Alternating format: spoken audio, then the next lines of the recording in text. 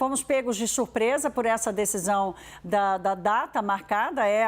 Não é uma coincidência o fato de ser o aniversário de Hugo Chávez. Certamente foi uma escolha precisa de Nicolás Maduro. Traz os detalhes para a gente, por favor.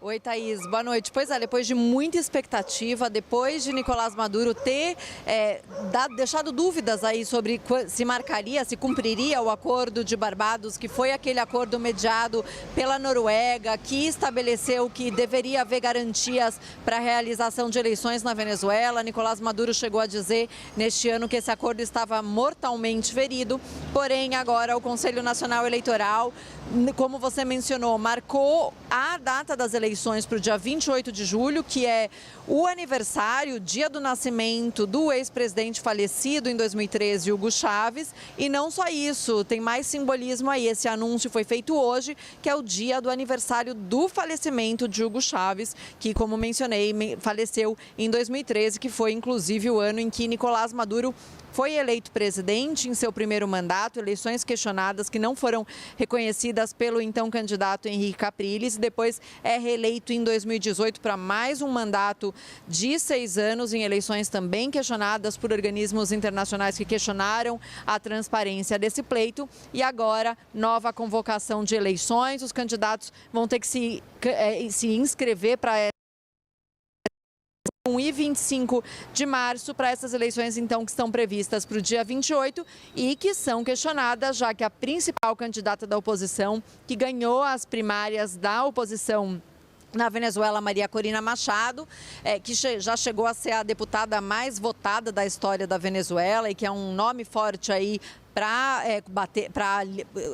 competir contra Nicolás Maduro nas urnas, foi proibida com uma ratificação pela Corte da Venezuela de concorrer a cargos públicos pelos próximos anos. Então, deixa a dúvida aí sobre quem vai ser o candidato opositor para essas eleições que vão acontecer nesse ano na Venezuela, Thaís. Luciana, vamos falar de mais uma notícia vinda da Venezuela. O governo resolveu fechar a emissora alemã Deutsche Welle, foi tirada do ar. O Maduro chamou a emissora de nazista. O que aconteceu?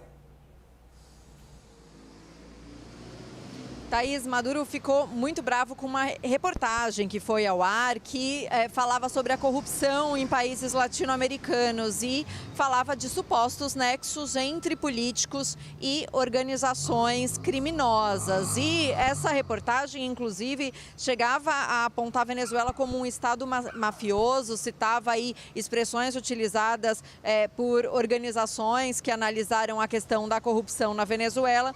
E também falava que não há independência judicial no país. E Nicolás Maduro falou contra essa emissora e também sobre outras. Diz que há uma campanha de veículos de comunicação contra a Venezuela que querem manchar os venezuelanos e principalmente ele nesse ano eleitoral, que agora a gente já sabe, né, as eleições que vão acontecer aí no dia 28 de julho, Thaís. Obrigada, Luciana Tadeu. Ainda bem que o sinal dela segurou até aqui. Lorival Santana já comigo. Lorival, essa surpresa de 28 de julho, a expectativa era para o segundo semestre. O que essa antecipação sinaliza?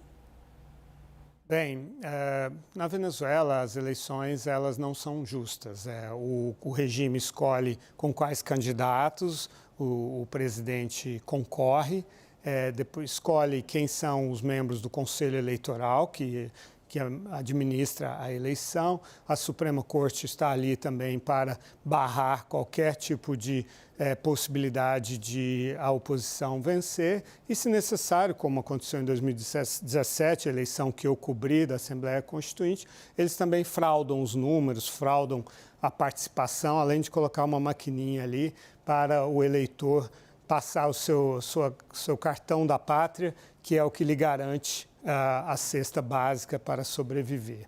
Mesmo com tudo isso, o regime quer dar alguma aparência de legitimidade para enganar figuras como o presidente Lula e outros que estão plenamente dispostos a endossar os processos da Venezuela. Então, para fazer isso, eles tentam criar um ambiente favorável ao regime. E, no caso, o dia do aniversário de Hugo Chávez, que realmente era bastante popular. O Hugo Chávez ele era bastante místico. Eu entrevistei pessoas que o conheciam intimamente. E ele tinha uma mistura de bolivarianismo com cristianismo, com misticismo indígena. Então, ele meio que se considerava uma espécie de sucessor de Deus, de algum tipo de entidade divina. E aí, quando ele estava à beira da morte, tinha acabado de se eleger, enganando a população venezuelana, não falando sobre a gravidade do câncer que ele sofria, ele ungiu o Nicolás Maduro como seu sucessor, com a espada de Bolívar, o libertador da Venezuela, numa cerimônia extremamente bizarra, que está no YouTube, você pode assistir, eu recomendo, é muito interessante a cerimônia. Então, porque na Venezuela não se elege vice-presidente, é o presidente que escolhe o vice-presidente. E aí o Maduro teve que fazer novas eleições, né, porque o presidente morreu, e aí ele, ungido pela espada de Bolívar com o Chávez, ele se elegeu, então, naquele período. Ele está tentando relembrar a população sobre aquele momento de glória que já está bastante distante.